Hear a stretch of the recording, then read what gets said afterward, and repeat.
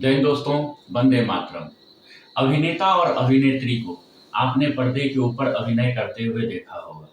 अभिनय जो वो करते हैं, पर्दे के ऊपर कुछ और अभिनय करते हैं, उसके निजी जीवन में कुछ और चल रहा होता है, जिसे बोलते हैं कि पर्दे के आगे कुछ और चलता है और पर्दे के पीछे कुछ और चलता है। सेम कहानी राजनीति में होता है। राजनीति के अंदर पर्दे के भी आगे कुछ और होता है और पर्दे के पीछे कुछ और होता है। इलेक्शन में एक तरह से बीजेपी का हार माना जाता है, क्योंकि 241 सीट ही आ पाया। एनडीए की गठबंधन के कारण प्रधानमंत्री पद की दावेदारी मोदी जी का रहा और मोदी जी प्रधानमंत्री बने। लेकिन इसका जो ठेकरा है हार का, पूरे संसदों को, हारे हुए संसदों को बुलाया गया और उनसे पूछा गया कि आखिर क्यों हार हुई। तो हारे हुए सांसदों ने बताया कि हमारे अंदर भीतर घात था, इस कारण से हमारी हार हुई। लेकिन जब मोदी जी ने ये पूछा कि यही चीज आपने इलेक्शन से पहले जब हमारा कार्यकारिणी बैठक हुआ था, उसमें आपने क्यों नहीं बताया, तो उस समय सांसदों का मुंह बंद हो गया। यहाँ पे तो ये चल रहा है, लेकिन जस्ट इससे पहले एक पॉइंट पे आप आइए। मोदी जी इटली में थे, इटली से सम्मेलन छोड़ के बहुत जल्दी ही वापस आ गए। इसके पीछे वही सेम पर्दे वाली कहानी है, आगे से कुछ और, पीछे से कुछ और। बात ऐसे हो रहा है कि 15 जून को मोहन भागवत जी जो है योगी जी से मिलने गोरखपुर पहुंच गए, और जब गोरखपुर पहुंचे तो योगी जी मोहन भागवत जी से मिलने के लिए चले गए।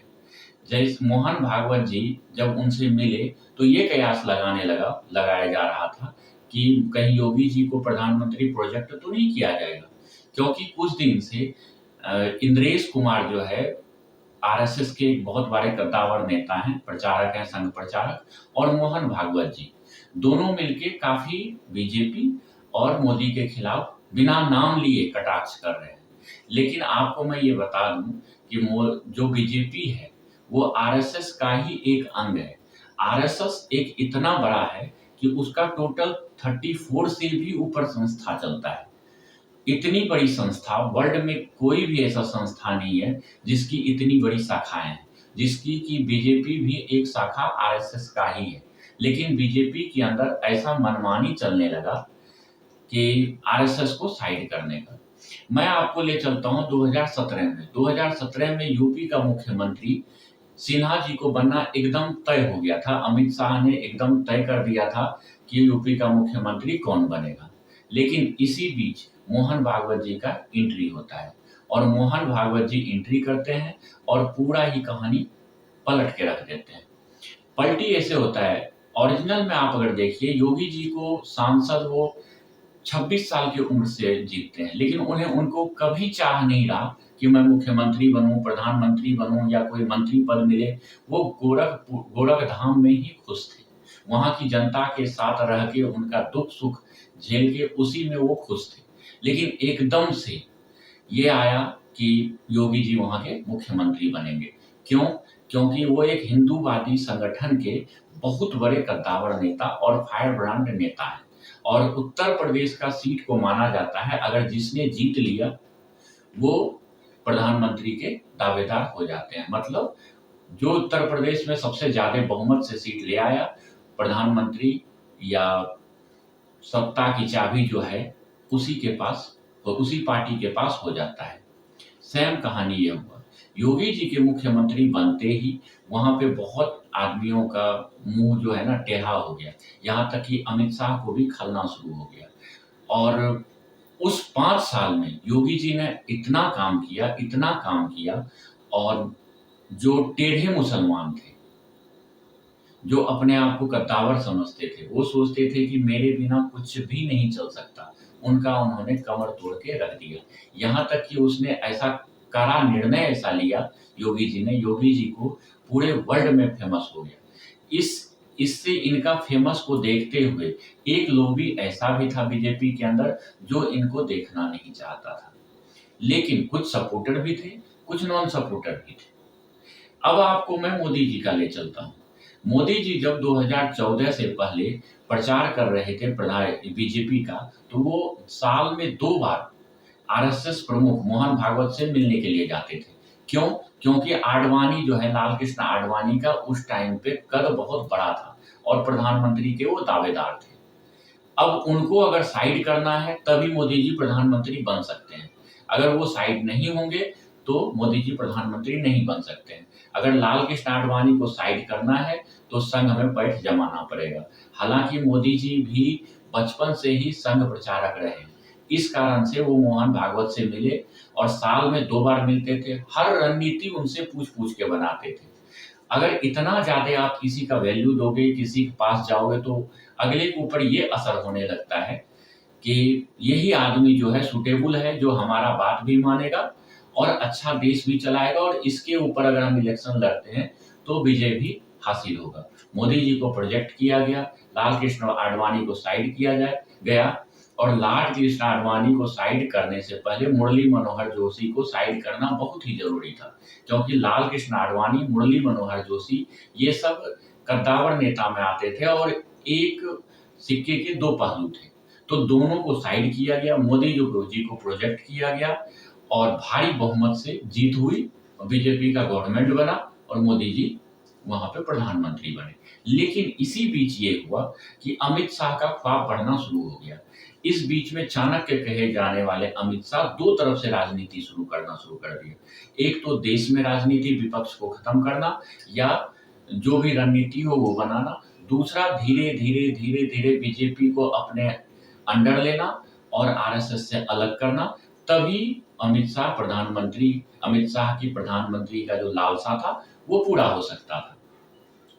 धीरे-धीरे वो इस चीज में आगे बढ़ते गए और पास भी होते चले गए। अपना कद इतना ऊंचा कर लिया कि राजनाथ सिंह को होम मिनिस्ट्री से हटवा के रक्षा मंत्री देके खुद होम मिनिस्टर बन गए और अपना एक जैसे मनमोहन सिंह था ना, जो कि सोनिया गांधी जो भी बोलता था वही करते थे मनमोहन सिंह, सेम उन्होंने जेपी नड्डा को अध्यक्ष बना दिया बीजेपी का और जेपी नड्डा को अमित शाह जो भी बोलता था वही जेपी नड्डा करते थे।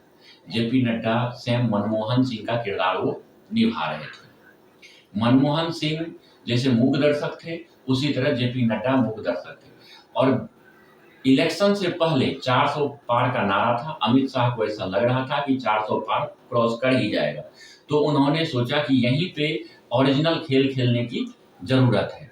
उस ओरिजिनल खेल खेलने के चक्कर में नितिन गए अमित शाह ने जेपी नड्डा जी से ये कहलवा दिया कि हमें जीतने के लिए आरएसएस की कोई जरूरत नहीं है, जबकि उन्होंने एक बार भी ये नहीं सोचा कि आरएसएस है तो बीजेपी है, नहीं तो बीजेपी कोई अस्तित्व नहीं है।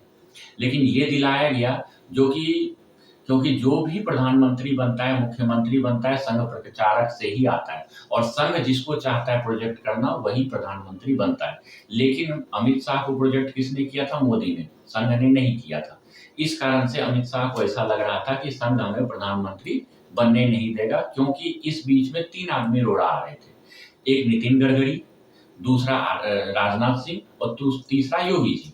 कुछ मुख्यमंत्री ऐसे भी थे जो इसका कद बढ़ते जा रहा था, जैसे कर्नाटक का मुख्यमंत्री था येदियुरप्पा, उसके बाद एमपी का मुख्यमंत्री था शिवराज सिंह चौहान और राजस्थान का मुख्यमंत्री था वसुंधरा राजे।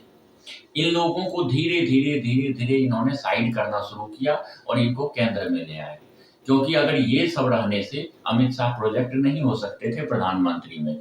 इन लोगों का दावेदारी इतना ज़्यादा था कि हम बीजेपी से इतने सालों से प्रचारक हैं और हमारी हस्ती भी इतनी ज़्यादा है, हम प्रधानमंत्री क्यों नहीं बन सकते। जो बाद में आया हुआ अमित शाह, जो कि संघ का भी नहीं है, और वो प्रधानमंत्री बन गया। इस कारण से अमित शाह ने अपनी पर्दे के पीछे वाली राजनीति करते हुए सबसे पहले पूरे मुख्यमंत्री, जो कद्दावर मुख्यमंत्री था, उनको हटाया और उनको केंद्र में लिया या राज्यपाल में लगा दिया गया। उसके बाद अब धीरे-धीरे था योगी जी को हटाने की बात। बीच में आपने इलेक्शन से पहले देखा होगा कि योगी जी को हटाने के बाद विपक्ष केजरीवाल वगैरह ने भी उड़ाया था और यूट्यूब में भी बहुत पहले से चल रहा था, 1 साल पहले से। लेकिन योगी जी का इतना कद ज़्यादा था कि उसको हटाने में नाकाम हो रहा था। योगी जी ने इलेक्शन से पहले 35 आदमियों का लिस्ट दिया था अमित शाह को कि इनको खड़ा कीजिए यहाँ से, इनकी जीत निश्चित होगी। लेकिन अमित शाह ने उसको फाड़ के, ऐसा कहा जाता है कि फाड़ के लिस्ट को फेंक दिया और अपने नेता को खड़ा किया, जो कि योगी जी का कद छोटा हो और हमारे आदमी संसद में आए और मेरा सपोर्ट करे और मैं प्रधानमंत्री बनूं अगले साल 2025 में। लेकिन ऐसा हुआ नहीं। जो योगी जी ने लिस्ट दिया था वो आदमी अगर खड़ा रहता तो वो जीत जाता, और जो जिसको अमित शाह ने खड़ा किया वो पूरे वही आदमी हार का मुंह देखा गया। यहाँ पे भी अमित शाह एक ठोकर खाया। अब धीरे धीरे संघ प्रमुख मोहन भागवत को ये सब चीज पता चला। ये सब चीज पता चलने के बाद उन्होंने देखा कि दावेदारी में 3 आदमी है, अमित शाह, नितिन गडकरी और योगी जी। इन तीनों में सबसे ज्यादा फायर ब्रांड अगर हिंदू का नेता है और सबसे ज्यादा जनता के दिल में रहने वाला जो है वो योगी आदित्यनाथ जी ही है। इसलिए वो मिलने के लिए वहां से गोरखपुर पहुंच गए। जबकि गोरखपुर पहुंचे वो किसी और काम दिखाया जाता है, लेकिन पर्दे के पीछे वाला कहानी कुछ और ही होता है। योगी जी से मीटिंग फिक्स हो गया, योगी जी से बातचीत हो गया अमित शाह को डाउन करने के लिए। अब ये अमित शाह और नरेंद्र मोदी जी सबको खलना शुरू हो गया, कहीं आडवाणी वाला हाल हमारा ना हो जाए, तो योगी जी को किसी तरह डाउन करते हैं। अब ये पीछे लग गए। अब देखिए मोदी जी में एक चीज क्या था, वो अपने आप को प्रोजेक्ट करते थे कि मैं एक ओबीसी का नेता हूं, तो जिससे क्या होता था कि पूरे ओबीसी लामबंद होकर मोदी जी को वोट कर देते थे। लेकिन योगी जी के साथ एक प्रॉब्लम यह है, अगर निगेटिव में आप जाइएगा तो वो एक राजपूत समाज से है। विपक्ष हमेशा प्रोजेक्ट करते रहता है कि ये ठाकुरों के साथ जो है अपना तो दिखाते हैं, बाकियों के साथ गलत व्यवहार करते हैं। लेकिन नहीं, उनका प्लस पॉइंट योगी जी का ये आ जाता है कि वो एक गेरुआ वस्त्र पहन के रखे हैं, जो कि पूरे के पूरे जनता को, चाहे वो ओबीसी हो, चाहे वो सामान्य हो, चाहे वो किसी भी वर्ग से आते हो, सबको एक कर देता है और योगी जी को सबके दिल में बसने पे मजबूर कर देता है। योगी जी का प्लस पॉइंट ये है, जिससे अमित शाह बहुत ही नाखुश रहता है। इसमें थोड़ा सा योगी जी को, अभी देखिए जैसे ये गौतम बुद्ध वाला आपने देखा होगा कि गौतम बुद्ध कौन थे, वो भी एक राजपूत समाज से थे, लेकिन जब वो योगी बने तो वो समाज से बहुत ही ऊपर चले गए और वो एक बहुत बड़े संत बन गए और सबके दिलों में छा गए, और आज वो बहुत ऐसे समाज हैं जिसके भगवान बन के बैठे हैं। सेम उसी तरह योगी जी जो हैं वो भी अब संत बन गए। अब वो किसी जाति धर्म के नहीं रह गए, इसलिए और कड़े फैसले लेने के कारण पूरे जनता में उनका पैठ बना हुआ है। अब ये सेंट्रल केंद्रीय कार्यकर्ताओं को ऐसा लग रहा है कहीं हमारा पत्ता कट के योगी जी प्रधानमंत्री ना बन जाए, इसलिए मोहन भागवत, इंद्रेश कुमार, ये सब का योगी जी से मीटिंग शुरू हो गया। अच्छा, यहाँ पे देखिए एक पॉइंट और है, योगी जी का जो बात नहीं माना गया था और मोहन भागवत का बात नहीं माना गया था।